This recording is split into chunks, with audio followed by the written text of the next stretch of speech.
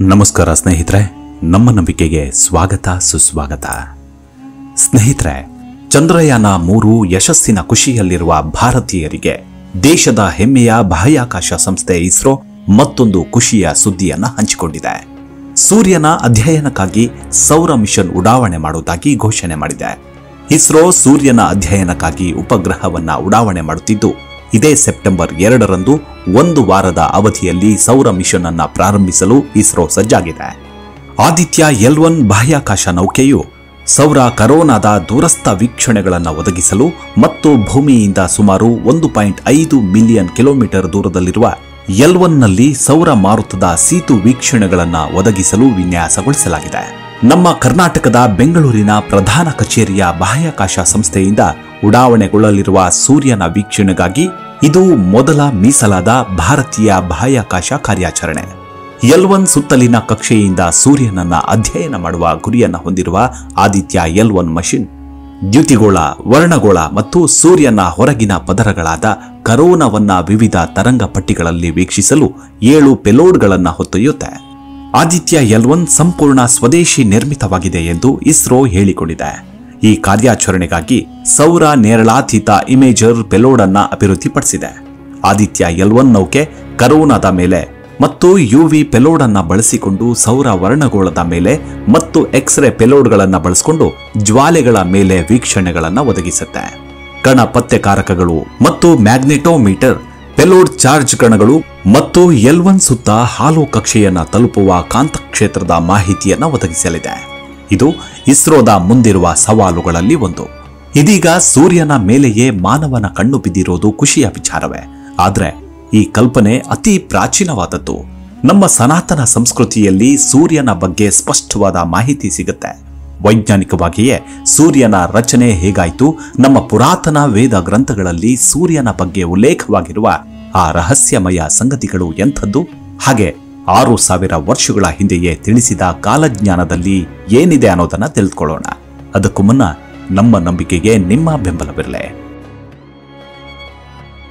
ಸ್ನೇಹಿತರೆ, ನಮ್ಮ ಕ್ಷೀರಪಥ ಲೋಕದಲ್ಲಿ ಕೆಲವು ಸೂರ್ಯರು ವೃದ್ಧರಾಗಿ, ಕೆಲವು ತರುಣರಾಗಿ, ಕೆಲವು ತೀರಾ ಬಾಲ್ಯರಾಗಿದ್ದಾರೆ.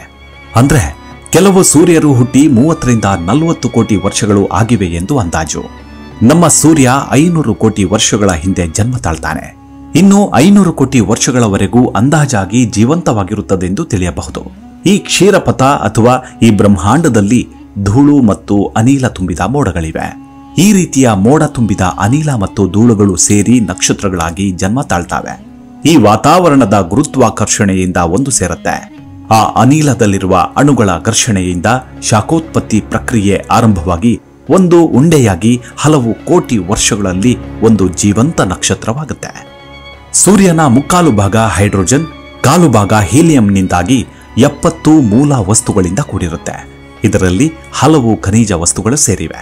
ಸೂರ್ಯ ಅಂದರೆ ನಕ್ಷತ್ರವು ಜನನವಾದ ಮೇಲೆ ಪ್ರತಿ ಕ್ಷಣದಲ್ಲಿಯೂ ತನ್ನಲ್ಲಿರುವ ಅಣುಗಳನ್ನು ಸಿಡಿಸಿ ಬೆಳಕು ಹಾಗೂ ಶಾಖವನ್ನ ಕೊಡುತ್ತಾ ತನ್ನನ್ನ ತಾನು ಬುಗುರಿಯಾಕಾರದಲ್ಲಿ ಸುತ್ತುತ್ತೆ. ಹಲವು ಕೋಟಿ ವರ್ಷಗಳವರೆಗೂ ತನ್ನಲ್ಲಿರುವ ಅಣುಗಳಿಂದ ಶಾಖ ಮತ್ತು ಬೆಳಕು ಕೊಟ್ಟ ನಂತರ ಸೂರ್ಯನ ಕೇಂದ್ರ ಸ್ಥಾನವು ಕುಸಿದು ಸ್ವಲ್ಪ ಕುಗ್ಗಿದರೂ ಒಳಭಾಗದಲ್ಲಿ ಶಾಖವು ಹಲವು ಕೋಟಿ ವರ್ಷಗಳವರೆಗೂ ಇರುತ್ತೆ. ಆದ್ರೆ ಹೊರಭಾಗವು ವಾತಾವರಣದಲ್ಲಿ ಗಾತ್ರವನ್ನ ಹಿಗ್ಗುತ್ತೆ.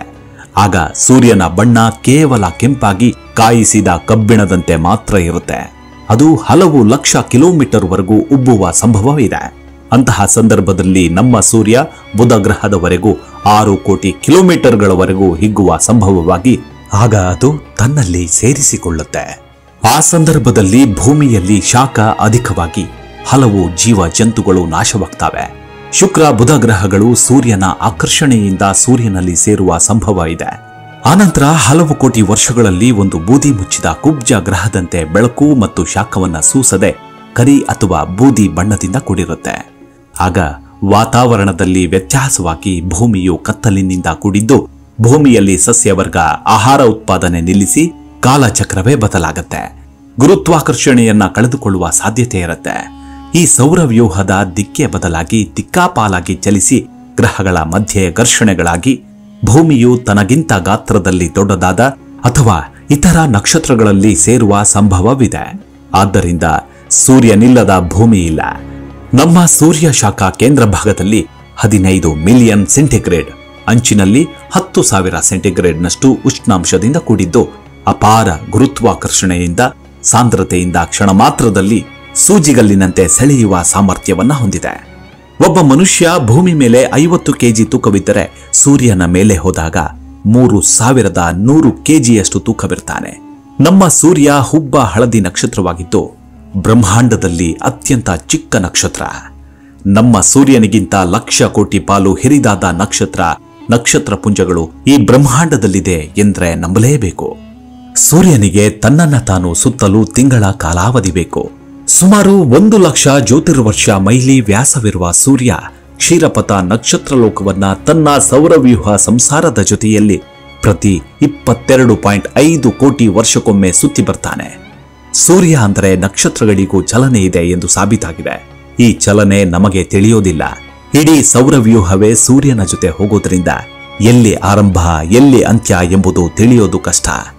ಈ ರೀತಿ ಹೋಗುವ ನಮ್ಮ ಸೂರ್ಯನಿಗೆ ಅತಿ ಹತ್ತಿರ ನಮ್ಮ ಸೂರ್ಯನಿಗಿಂತ ಹಲವು ಪಟ್ಟು ದೊಡ್ಡದಾದ ನಕ್ಷತ್ರ ವ್ಯೂಹವು ಹಲವು ಕೋಟಿ ಜ್ಯೋತಿರ್ವರ್ಷ ಮೈಲಿಗಳಲ್ಲಿ ಬಂದಾಗ ಅದರ ಆಕರ್ಷಣೆಗೆ ಸೂರ್ಯ ಸಿಲುಕಿ ಸೂರ್ಯನಿಂದ ಹಲವು ಭಾಗ ಅದಕ್ಕೆ ಸೇರಲಾರಂಭಿಸಿದ ಹಲವು ವರ್ಷಗಳಲ್ಲಿ ನಮ್ಮ ಮತ್ತು ಬೃಹತ್ ಸೂರ್ಯರು ವಿರುದ್ಧ ದಿಕ್ಕಿನಲ್ಲಿ ಚಲಿಸುತ್ತಾ ದೂರವಾಗ್ತಾರೆ. ಸೂರ್ಯನ ತುಣುಕುಗಳು ಅಲ್ಲಲ್ಲಿ ತೇಲಲಾರಂಭಿಸುತ್ತಾ ಬೆಂಕಿ ಉಂಡೆಗಳಾಗಿ ನಮ್ಮ ಸೂರ್ಯನ ಸುತ್ತ ಗಿರಿಕಿ ಹೊಡೆಯಲಾರಂಭಿಸಿತು.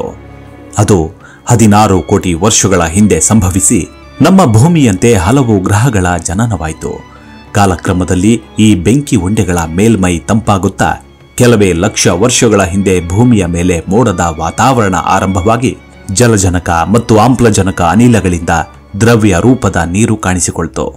ಮೊದಲು ನೀರಿನಲ್ಲಿ ಕ್ರಿಮಿಗಳು ಉತ್ಪತ್ತಿಯಾಗಿ ಲಕ್ಷಾಂತರ ವರ್ಷಗಳ ಕೆಳಗೆ ಭೂಮಿಯ ಮೇಲೆ ಸಸ್ಯ ಪ್ರಾಣಿವರ್ಗ ಉದಯವಾಯಿತು. ನಮ್ಮ ಪೂರ್ವಜರು ತ್ರಿಕಾಲಜ್ಞಾನದಿಂದ ಬುಧ, ಶುಕ್ರ, ಭೂಮಿ, ಕುಜ, ಗುರು, ಶನಿ ಗ್ರಹಗಳನ್ನ ಮತ್ತು ಚಂದ್ರ ಅಂದ್ರೆ ನಮ್ಮ ಭೂಮಿಯ ಹತ್ತಿರ ಭೂಮಿಯನ್ನ ಸುತ್ತುವ ಉಪಗ್ರಹವನ್ನ ಗುರುತಿಸಿ ಅದರ ಚಲನೆ, ಗಾತ್ರ, ಗುಣ, ಸೂರ್ಯನಿಂದ ಇರುವ ದೂರವನ್ನ, ಚಲಿಸುವ ಪಥವನ್ನ ಖಗೋಳ ಶಾಸ್ತ್ರದ ರೀತಿ ತಿಳಿಸಿದ್ರು.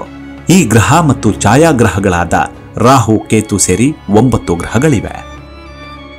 ಈ ಬ್ರಹ್ಮಾಂಡದಲ್ಲಿ ಯಾವ ನಕ್ಷತ್ರಗಳ ಮುಂದೆ ಚಲಿಸುತ್ತೆ, ಆ ನಕ್ಷತ್ರಗಳ ಪ್ರಭಾವ ಈ ಗ್ರಹಗಳ ಮುಖಾಂತರ ಭೂಮಿಯ ಮೇಲೆ ಜೀವಿಸುವ ಚರಾಚರ ವಸ್ತುಗಳು, ಪ್ರಾಣಿ, ಮನುಷ್ಯರ ಮೇಲೆ ಹೇಗೆ ಪ್ರಭಾವ ಬೀರುತ್ತವೆ, ಅದರ ಶುಭಾಶುಭ ಫಲಗಳನ್ನ ತಿಳಿಸುವ ಜ್ಞಾನವೇ ಜ್ಯೋತಿಷ್ಯ ಜ್ಞಾನ.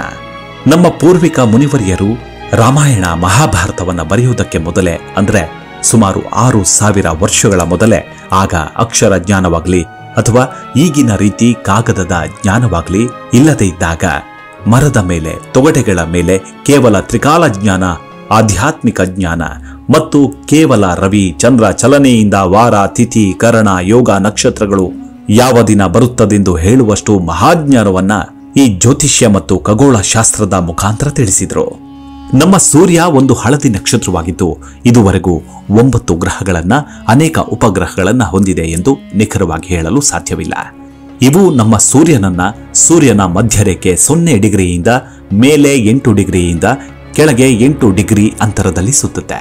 ಇದನ್ನ ಭಾಚಕ್ರ ಅಥವಾ ಕಾಂತಿ ಚಕ್ರವೆನ್ನುತ್ತೇವೆ.